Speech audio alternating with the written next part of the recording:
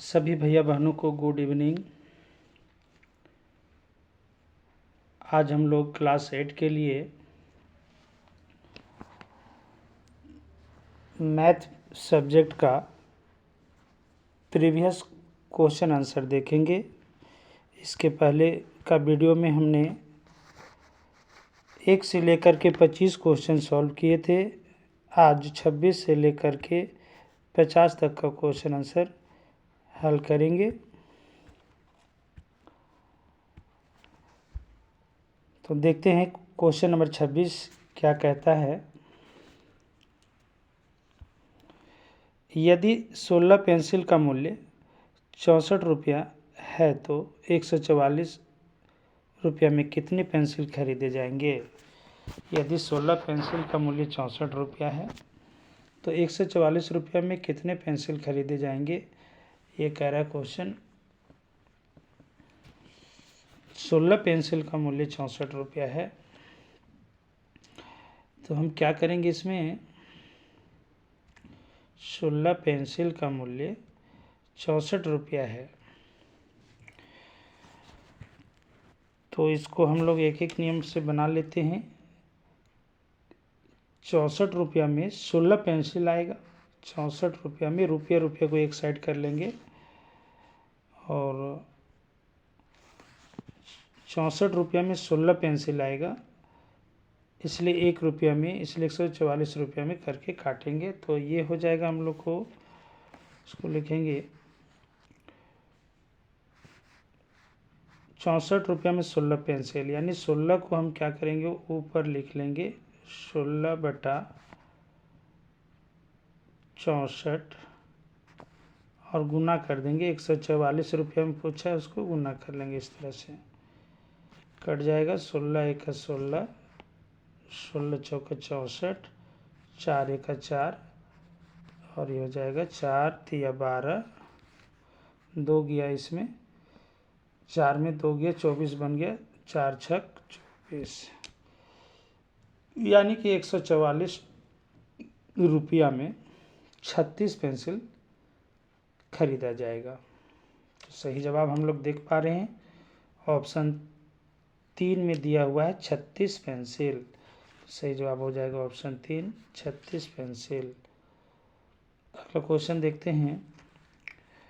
45 व्यक्ति किसी काम को 13 दिन में करते हैं। 45 व्यक्ति किसी काम को 13 दिन में करते हैं। 45 व्यक्ति कोई काम को 13 दिन में करते हैं तो उसी काम को 39 व्यक्ति कितने दिन में समाप्त करेंगे। तो देखिए 45 व्यक्ति है, कोई काम को 13 दिन में पूरा करते हैं। 45 व्यक्ति को 13 दिन लग रहा है तो 39 व्यक्ति करेंगे तो कितना दिन लगेगा। तो जाहिर सी बात है, व्यक्तियों की संख्या कम हो रहा है तो दिनों की संख्या बढ़ जाएगा। इसको हम लोग कैसे निकालेंगे, हम लोग करेंगे 45 व्यक्ति किसी काम को 13 दिन में करते हैं तो हम क्या करेंगे, एक व्यक्ति कितना दिन में करेगा ये निकाल के और 39 से भाग कर देंगे। मतलब इसको लिखेंगे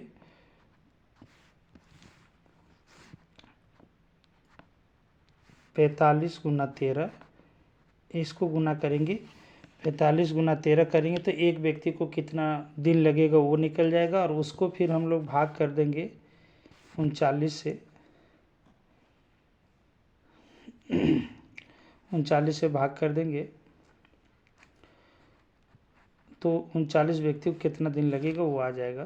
13 एक 13 हो जाएगा, 13 तिया 39, 3 एक 3 हो जाएगा और 3 एक 3, 1 5 में चला गया 15 बन गया, 3 पचे 15, 15 आ रहा है। मतलब 15 दिन में 39 व्यक्ति काम को पूरा करेंगे। 15 दिन हम लोग ऑप्शन देख पा रहे हैं, ऑप्शन डी दिया हुआ है।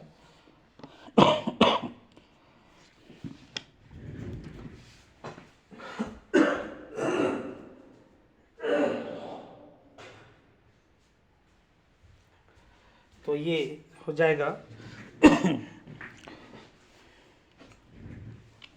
39 व्यक्ति काम को 15 दिन में पूरा करेंगे। ऑप्शन 4 सही हो जाएगा। अब आगे बढ़ते हैं।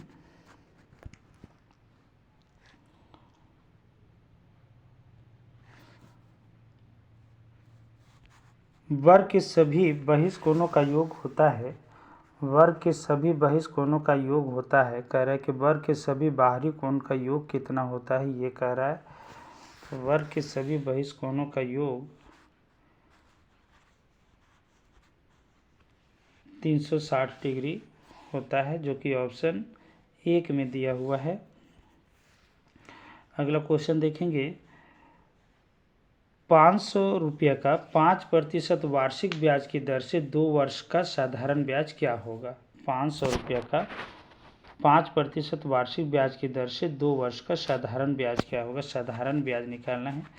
साधारण ब्याज बराबर होता है मूलधन गुना समय।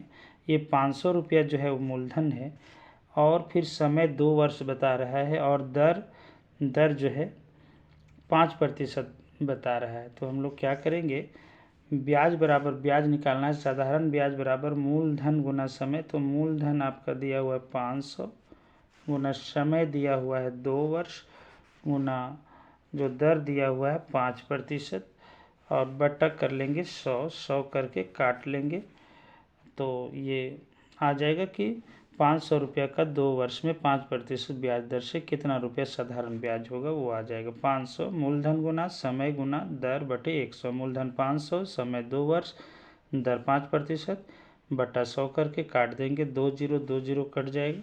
अब बचा नीचे 1 का नीचे कोई मतलब नहीं, ऊपर गुना कर देंगे। 5 दूना 10, 10 पचे 50। तो ये 50 रुपये हो जाएगा, जो कि ऑप्शन 3 में दिया हुआ है। 50 रुपये ये सही हो जाएगा। अगला क्वेश्चन देखते हैं।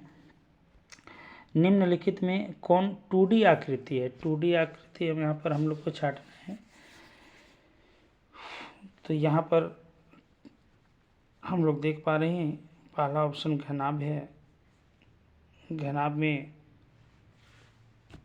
आपका लंबाई चौड़ाई ऊंचाई, बेलन में भी आपका 3 चीज़ हो जाता है, और शंकु में भी 3 चीज़ हो जाता है। 3 चीज़ कहने का मतलब है कि 2 त्रिज्या लेना पड़ता है, एक ऊंचाई लेना पड़ता है। शंकु के लिए पाई आर स्क्वायर इसका आयतन जो होता है।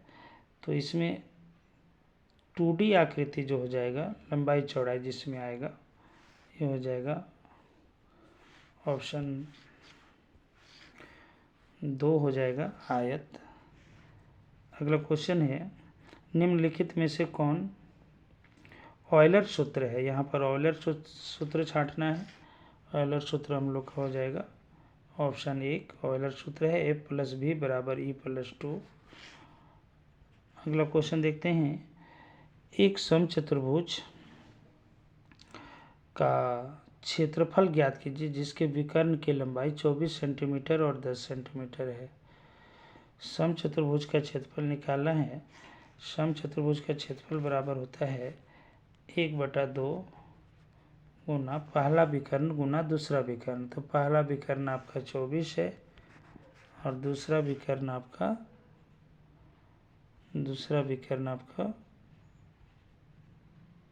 10 है। 24 और 10 है। तो समचतुर्भुज का क्षेत्रफल बराबर 1/2 गुना पहला विकर्ण 24 गुना दूसरा विकर्ण 10। काट लेंगे। 2 1 2, 2 1 2, 2 दूना 4 हो गया। ये तो हो जाएगा 12 दाहिए 120, जो कि ऑप्शन 4 में दिया हुआ 120 सेंटीमीटर स्क्वायर। अगला क्वेश्चन देखते हैं। यदि किसी समलंब चतुर्भुज की समांतर भुजाएं 6 सेंटीमीटर 8 सेंटीमीटर है। समांतर भुजाएं 6 और 8 बता रहे हैं, और ऊंचाई इसमें 5 सेंटीमीटर बता रहा है। तो उसका क्षेत्रफल ज्ञात करना है। समलंब चतुर्भुज का जो क्षेत्रफल होता है हो जाता है 1/2 गुना समांतर भुजाओं का योग। समांतर भुजा 6 और 8 है, उसका योग कर देंगे। 6 + 8 कर लेंगे, प्लस गुना फिर हो जाएगा ऊंचाई। तो ये हो जाएगा आपका 1/2 गुना 8 6 जोड़ देंगे 14 हो जाएगा। 8 6 14 हो जाएगा। ये हो जाएगा आपका 8 और 6 जोड़ेंगे 14 हो जाएगा, गुना ऊंचाई 5 हो जाएगा। काट लेंगे, 2 1 2, 2 7 14, 7 5 35, 7 5 35 सेंटीमीटर स्क्वायर आ जाएगा, जो कि ऑप्शन 1 में दिया हुआ है। तो ऑप्शन 1 सही हो जाएगा।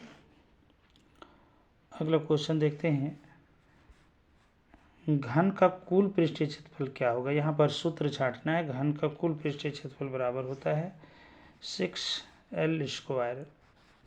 6L स्क्वायर घन का कुल पृष्ठीय क्षेत्रफल होता है। वक्र बोला होता तो 4L स्क्वायर हो जाता। कुल बोला कुल पृष्ठीय क्षेत्रफल 6L स्क्वायर हो जाएगा। अगला क्वेश्चन देखते हैं, एक बेलन की त्रिज्या 14 सेंटीमीटर है। एक बेलन की त्रिज्या 14 सेंटीमीटर तथा ऊंचाई 10 सेंटीमीटर है। तो बेलन का वक्र पृष्ठीय क्षेत्रफल ज्ञात कीजिए। देखिए, एक बेलन है जिसकी त्रिज्या 14 सेंटीमीटर और ऊंचाई 10 सेंटीमीटर है। बेलन का वक्र पृष्ठीय क्षेत्रफल ज्ञात कीजिए कह रहा है। तो बेलन का वक्र पृष्ठीय क्षेत्रफल हो जाता है 2πRh।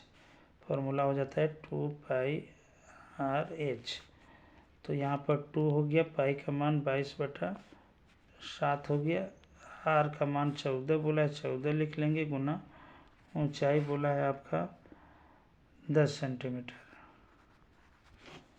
काट लेंगे इसको, 7 1 7, 7 दूना 14, गुना कर लेते हैं। इधर से 2 को 22 से गुना कर लेते हैं, 22 दूना 44, 44 को फिर 2 से गुना कर लेते हैं, 44 दूना 88, 88 को 10 से गुना कर देते हैं, 88 दाही 880।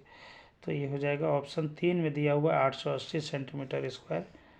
ये सही ऑप्शन हो जाएगा आपका 3 नंबर 880 सेंटीमीटर स्क्वायर। अब अगला क्वेश्चन देखते हैं, एक घन की भुजा 8 सेंटीमीटर है तो घन का आयतन होगा। एक घन की भुजा 8 सेंटीमीटर है तो घन का आयतन निकालना है। घन का आयतन का फॉर्मूला होता है AQ निकालना है। तो ये आपका AQ हो जाएगा। तो AQ मतलब 8 का Q मतलब 8 गुना 8 3 बार कर लेंगे, घन का आयतन आ जाएगा। तो ये हो जाएगा 8 8 64 और 64 8 64 8 कर लेंगे। तो ये हो जाएगा आपका 8 6 32 के 2 हाथ में 3 और 8 6 48 3 51 यानी 512। 512 देखते हैं कौन सा ऑप्शन में दिया हुआ है। देखिए, ऑप्शन बी में 2 में दिखा रहा है 512 सेंटीमीटर क्यूब। तो ऑप्शन 2 सही हो जाएगा। चलिए अब अगला क्वेश्चन देखते हैं हम लोग।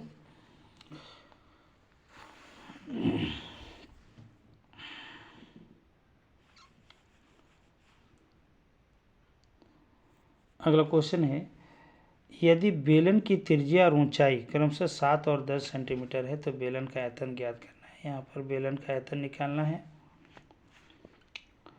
बेलन का आयतन निकालना है। बेलन का आयतन होता है πr²h। तो बेलन का आयतन πr²h होता है। बेलन पाई का मान हो जाता है 22/7। आर का मान बता रहा है आपका 7 सेंटीमीटर। त्रिज्या और ऊंचाई दिया हुआ है तो त्रिज्या 7 बता रहा है, यानी कि आर की जगह हम 2 बार 7 गुना 7 बैठा लेंगे। क्या है कि स्क्वायर है, आर स्क्वायर है तो 2 बार आर का मान बैठाना होगा और गुना फिर ऊंचाई आपका 10 बता रहा है तो एच का मान 10 हो गया। एक साथ कट जाएगा। अब गुना कर लेंगे, ये आपका 10 है किनारे में, आप देख रहे हैं इसको 22 सत्ते 154 हो गया। 154 22 सत्ते 154 हो गया। 22 सत्ते 154 को फिर 10 से गुना कर देंगे। 154 को 10 से गुना कर देंगे तो 154 दहाई 1540 हो जाएगा। 1540 जो कि ऑप्शन 1 में दिया हुआ है 1540 सही हो जाएगा। ऑप्शन 1 1540। अगला क्वेश्चन है, घनाभ का आयतन ज्ञात कीजिए जिसकी लंबाई चौड़ाई और ऊंचाई 6 3 और 2 मीटर दिया हुआ है। तो घनाभ का आयतन का सूत्र हो जाता है LBH। तो LBH यानी लंबाई गुना चौड़ाई गुना ऊंचाई। तो यहाँ पर हम लोग क्या करेंगे, इसका लंबाई 6 3 और 2, 6 लंबाई 6 मीटर, चौड़ाई 3 मीटर और ऊंचाई 2 मीटर। तो गुना कर लेंगे LBH में। ये हो जाएगा हम लोग का 6 3 और 2 यानी गुना कर लेंगे 6 गुना 3 गुना 2, आसान है, तीनों को गुना कर देना है। 6 3 18 हो गया, इधर से गुना करेंगे 3 दूना 6 हो जाएगा, 6 6 36 मीटर क्यूब हो जाएगा, जो कि ऑप्शन 2 में दिया हुआ है। अगला क्वेश्चन है कि घन में कुल कितने किनारे होते हैं। घन में कितने किनारे होते हैं ये पूछ रहा है। देखिए घन इस टाइप का 2 वर्ग बना के बनाया जाता है। अब देखिए इसी में 2 वर्ग है, तो वर्ग की 4 भुजा तो ऐसे ही हो गया, 4 और 4 8 भुजा तो ऐसे हो गया। 4 भुजा देखिए यहाँ पर आपका ये एक वर्ग में, इस वर्ग में 4 भुजा, फिर अगला वर्ग में भी 4 भुजा, 4 और 4 हो गया 8। अब इसका कॉर्नर को मिला देंगे, 8 और 1 9 हो गया, 9 और 1 10 हो गया, 11 हो गया, 1 12 हो गया। तो एक घन में कुल 12 किनारे होते हैं, जो कि ऑप्शन 3 में दिया हुआ है। अब अगला क्वेश्चन कहता है 4 का मिलान चिन्ह ज्ञात कीजिए। 4 का मिलान चिन्ह कुछ नहीं करना है, 1 2 3 4, 4 लकीर खींच दें, 4 का मिलान चिन्ह हो जाएगा, जो कि ऑप्शन 1 में दिया हुआ है। अगला क्वेश्चन है वर्ग अंतराल 30 से 40 का वर्ग चिन्ह निकालना है। वर्ग चिन्ह निकालना बहुत आसान है, जो वर्ग अंतराल है उस दोनों को जोड़ देंगे और 2 से भाग कर देंगे, वर्ग चिन्ह आ जाएगा। यानी 30 जोड़ 40 बटे 30 जोड़ 40 बटे 2, तो हो जाएगा 40 30 70, 70 बटे 2, इसको काटेंगे मतलब 35, जो कि ऑप्शन 4 में दिखा रहा है 35। अगला क्वेश्चन है वर्ग अंतराल 20 से 30 की माप क्या है। माप निकालना है, वर्ग अंतराल 20 से 30 की माप क्या होता है कि इसको हम घटा लेंगे। माप वर्ग माप होता है, वर्ग माप क्या करेंगे, 30 में 20 घटा लेंगे, उस सीमा में हम निम्न सीमा को घटा देंगे, यानी 30 में 20 घटा लेंगे मतलब 10 हो जाएगा। 10 देख रहे हैं, ऑप्शन 1 में दिया हुआ है। अगला क्वेश्चन है आंकड़ों के सबसे बड़े एवं सबसे छोटे प्रेक्षणों के अंतर को क्या कहते हैं। तो यही चीज़ है अभी जो हम लोग 42 नंबर में देखे, वही सेम टू सेम है।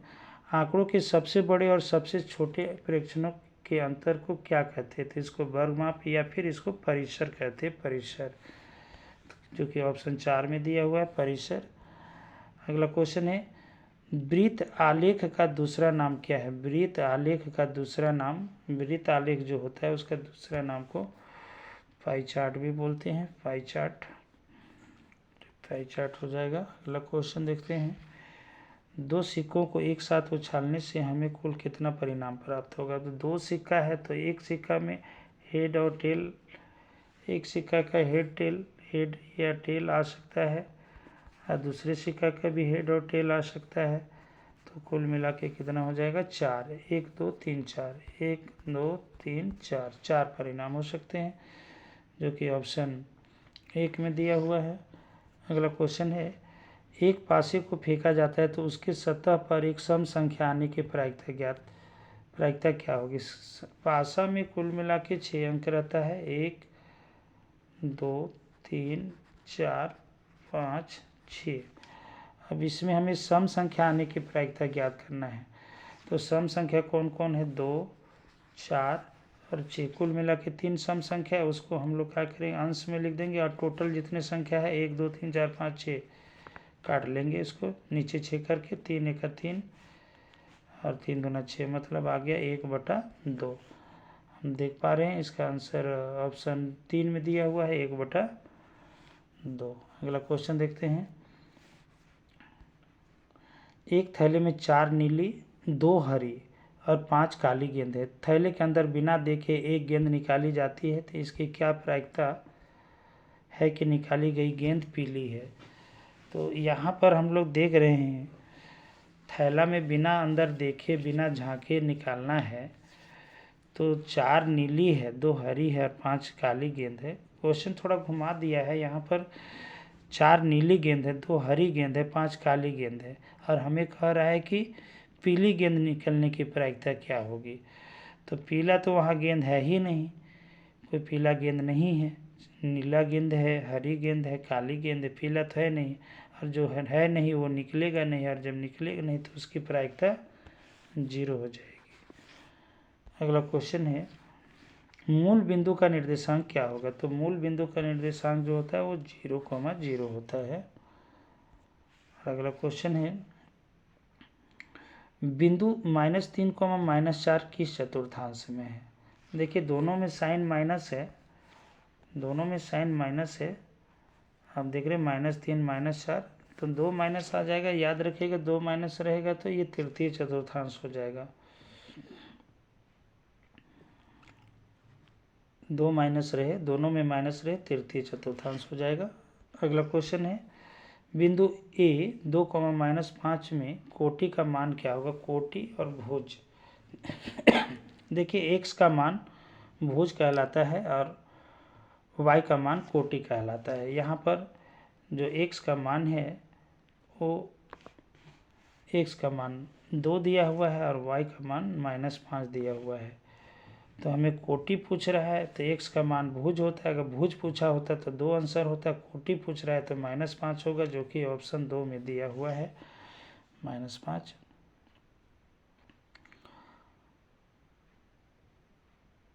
वीडियो अच्छी लगी हो तो चैनल को सब्सक्राइब कर दीजिए, वीडियो को लाइक कर दीजिए। धन्यवाद।